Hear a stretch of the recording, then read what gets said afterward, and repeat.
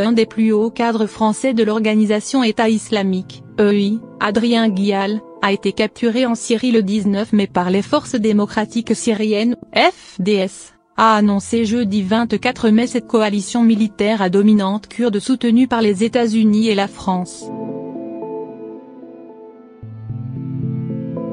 Selon les informations du Monde, son arrestation est jugée très probable par les services français. Elle a par ailleurs été confirmée par Aled Issa, représentant à Paris de la Fédération de Syrie du Nord, selon qui le djihadiste a été arrêté avec sa femme et ses 6 enfants.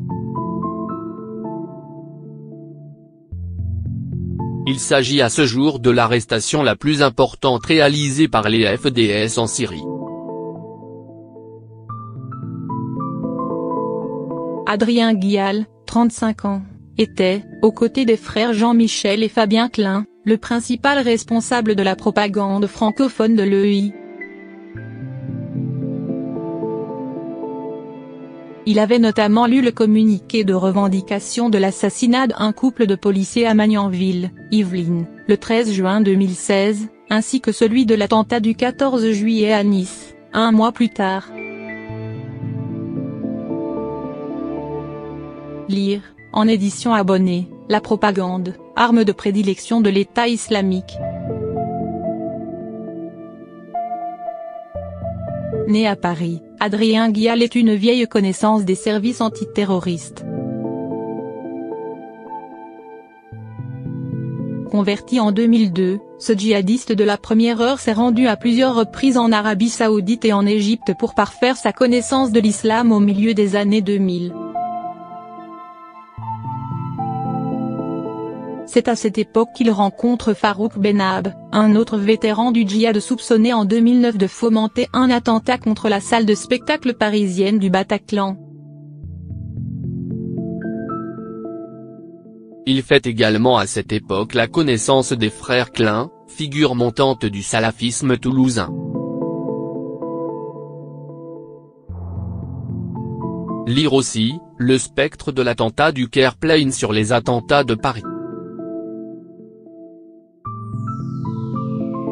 Réputé pour sa connaissance du Coran et ses talents de prédicateur, Adrien Guial devient émir du Forum radical Ansar et Ek, une référence dans le milieu djihadiste francophone. Ses activités de propagandiste lui vaudront d'être interpellé en avril 2010 et placé en détention provisoire. Il sera condamné le 26 janvier 2012 par le tribunal correctionnel de Paris à 4 ans de prison, dont un avec sursis, pour avoir fomenté en 2008 un attentat contre les locaux des renseignements généraux, RG. Le petit garage du Val d'Oise.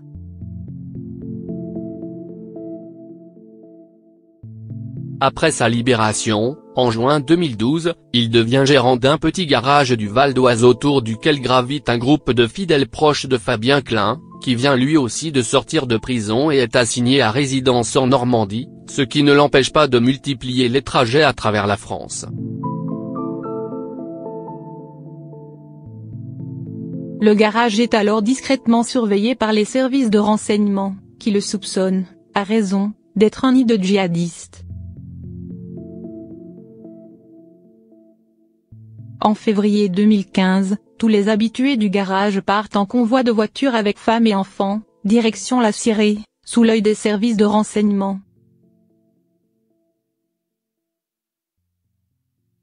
À Paris, certains responsables du contre-terrorisme voient alors d'un bon œil l'éloignement de ces vétérans du djihad qui ont déjà purgé leur peine.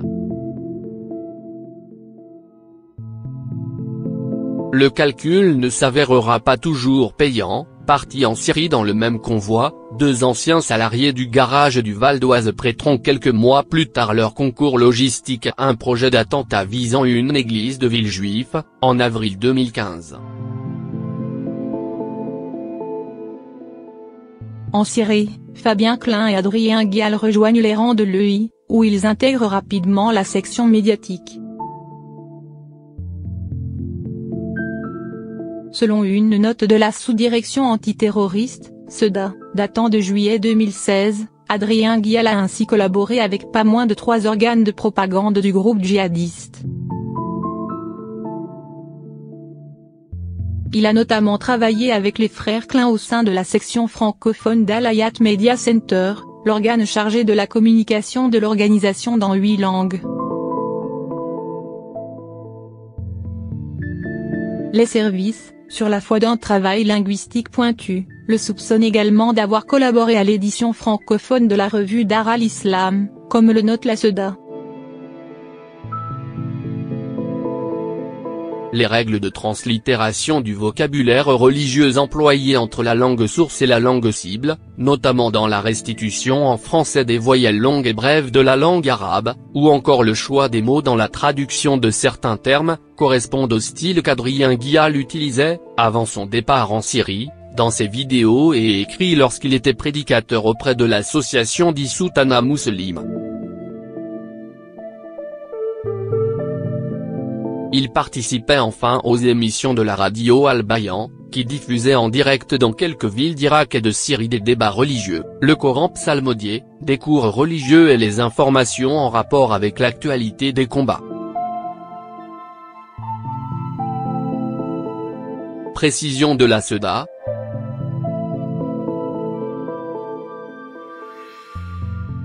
La lecture du journal audio d'Al-Bayan en français est assurée par Fabien Klein ou Adrien Guial.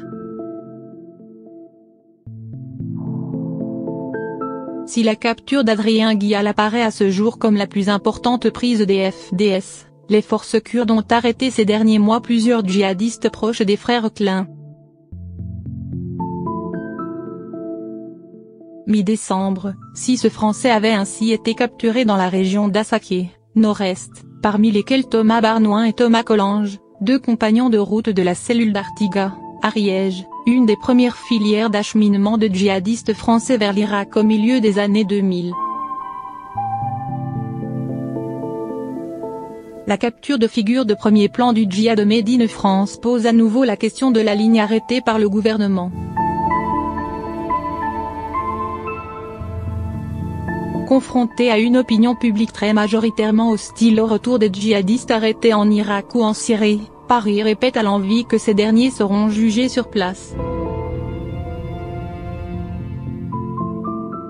Si cette politique se confirme dans le temps, Adrien Guial, potentiellement impliqué dans l'élaboration de plusieurs attentats perpétrés en France et visé par un mandat d'arrêt, ne sera jamais jugé par la justice française.